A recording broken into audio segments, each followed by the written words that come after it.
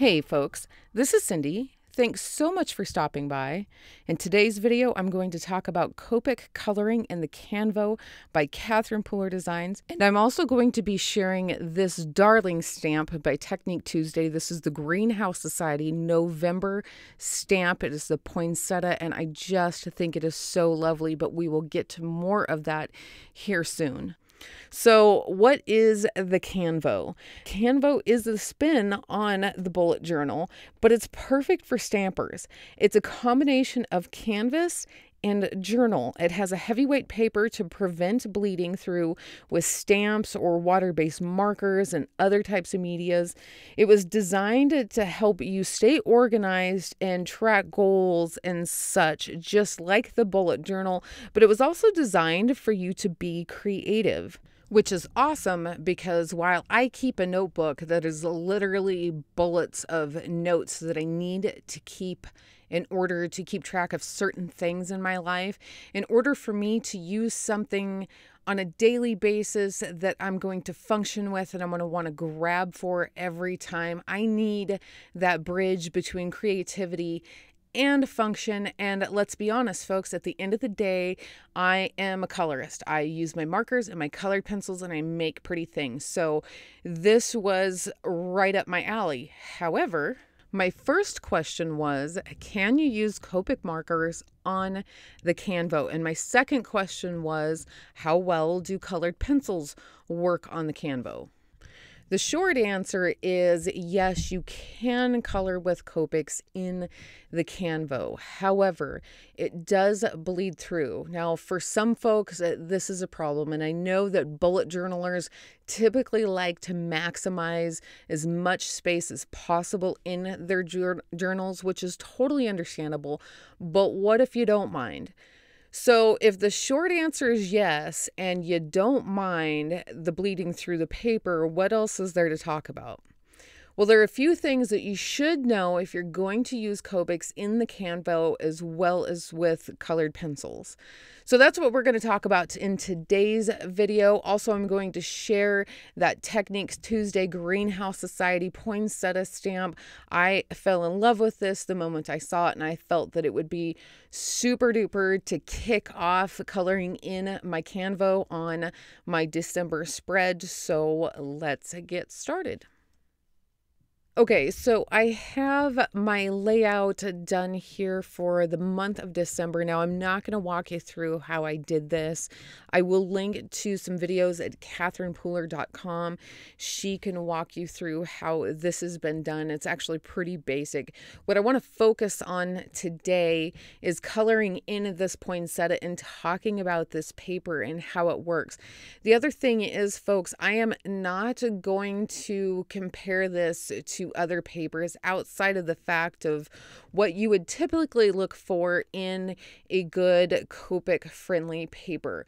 So there is a difference between the Canvo and, let's say, the Express It blending card, and I'll talk about that here more in a moment. The other thing I want to note is when it comes to Copic markers and colored pencils, you're looking at two different kinds of paper.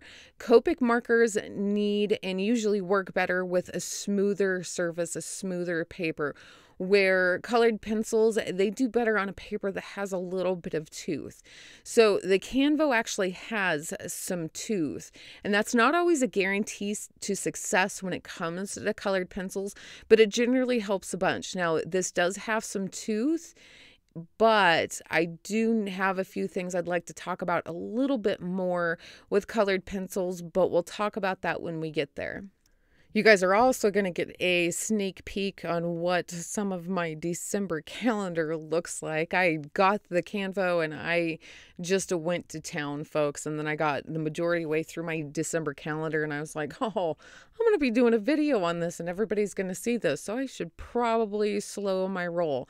Also, real quick, folks, I am not going to share with you the details on coloring in this poinsettia. I just wanted to share it with you because I really did think it was darling. But also, I had shared a video last week here on my channel and on Patreon of the Power Poppy Poinsettia and Pomegranates digital stamp, and that walks you through it from beginning to end. It is almost the same exact thing. If you're interested, you can check that out. Today, I just strictly want to talk about coloring in this Canvo with these Copics and my colored pencils.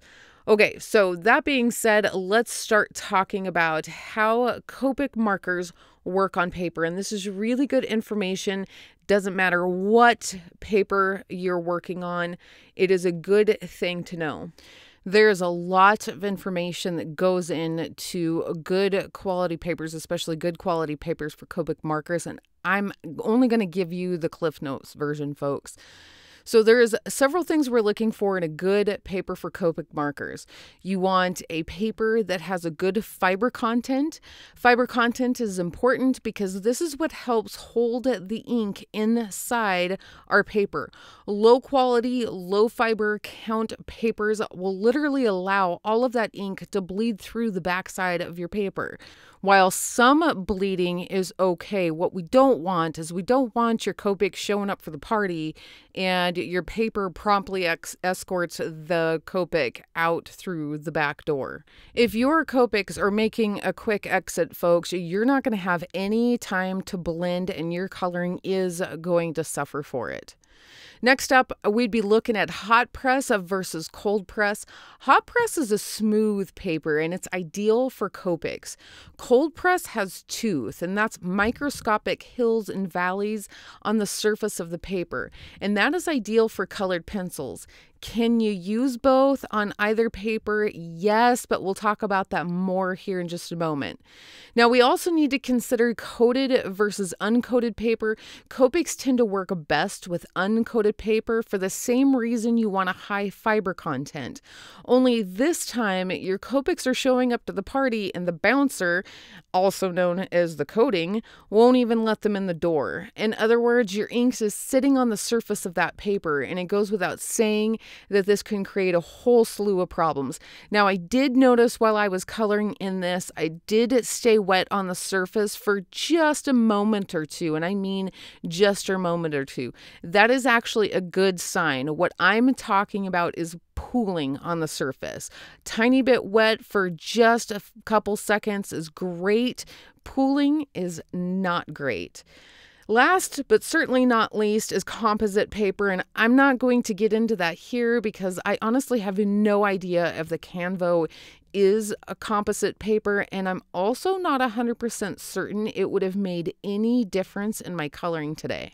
So knowing all of that information, what are my thoughts on Copic coloring in the Canvo?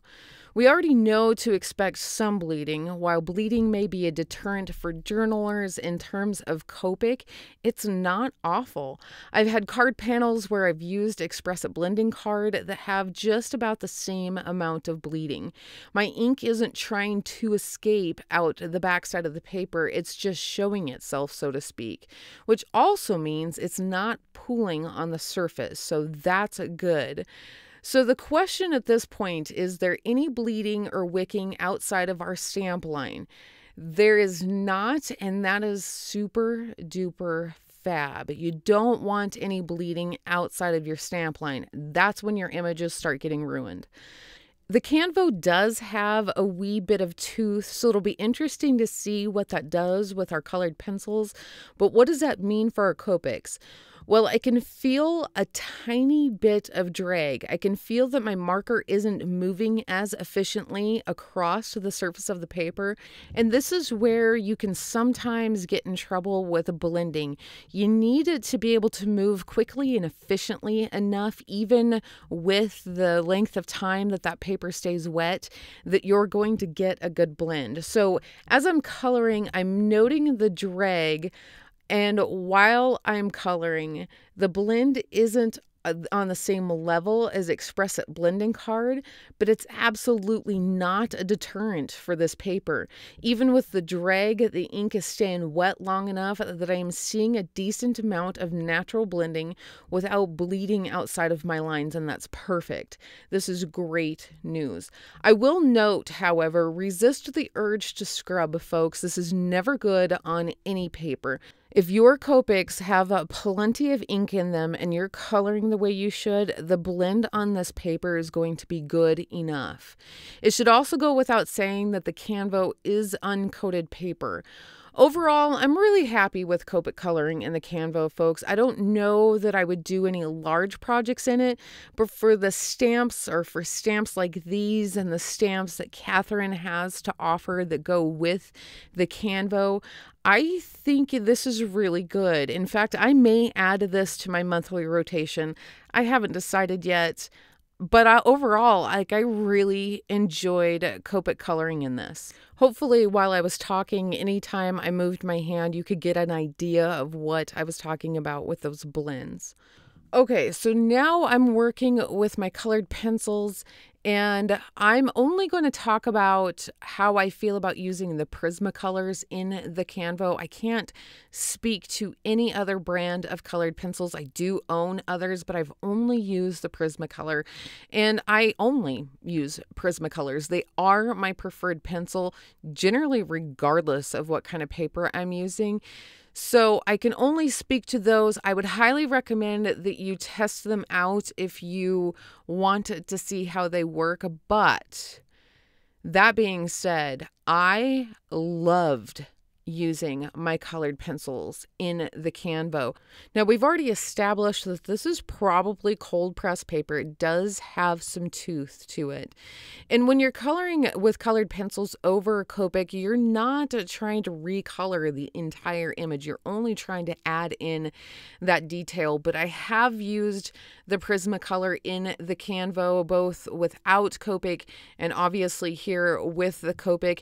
And outside of some saturation differences, which is going to happen because on one you have Copic underneath it, on the other one you don't. Outside of that, it was still beautiful to color with these Prismacolors. I don't generally put a whole lot of pressure on the paper with my colored pencils. You don't need to anyways. If you follow me at all, you'll hear me talk about this all the time. Say it with me, folks. Sharp pencil, light hand.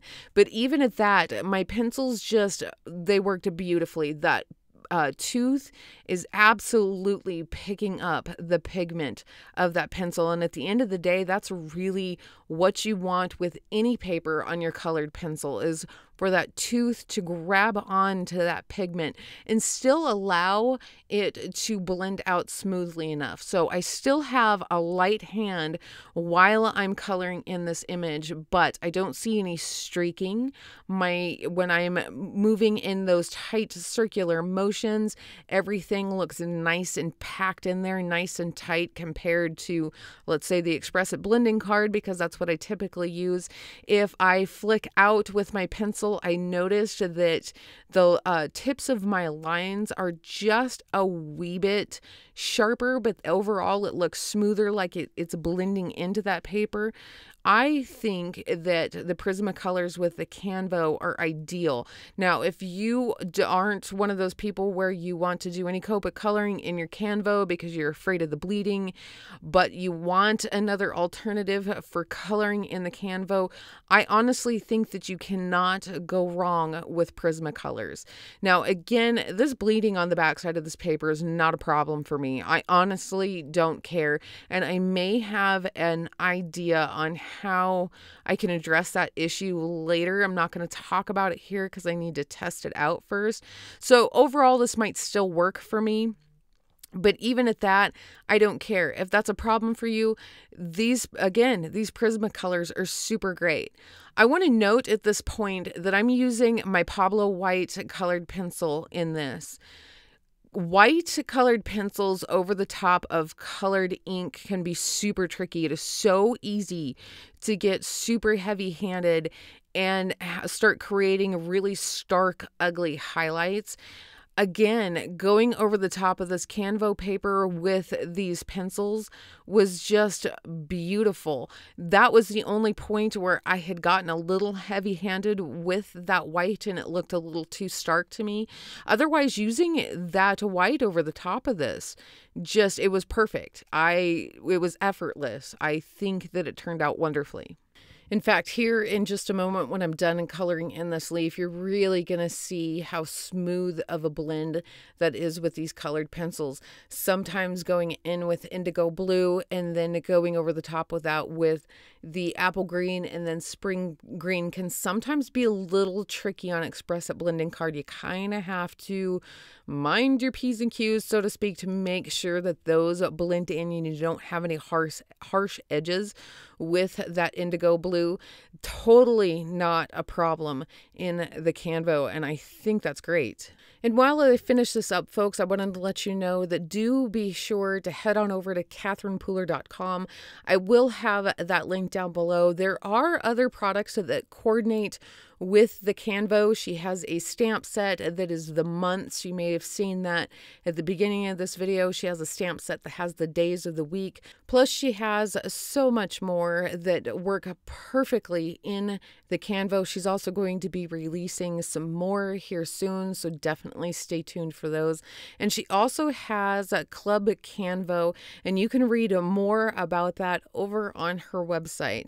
So the question was, can we Copic color in the Canvo? And the answer is yes, taking into consideration all of the information we know about a good quality Copic paper. The Canvo fits the bill. I think that it is actually a really decent paper for Copic coloring. And overall, I really enjoy the Canvo. I like that it's 7 inches by 9 inches. It's not too big. It's not too small. I like the dot grid layout, and I love that it's 150 pages. It gives me tons of room to do whatever I want with it. In fact, my notes for this video were written down in my Canvo, which was handy dandy. I don't typically do anything like that, so that helped a bunch. So I definitely give the Canvo a thumbs up for a Copic coloring, folks. And that is it. We are done. We are good to go. I hope you enjoyed my project today. If you did, hit that like button and share it with your friends. Also, be sure to subscribe to my channel if you haven't already, and tap that bell next to the subscribe button so you can receive all future notifications. Thanks again so much for stopping by. Until next time.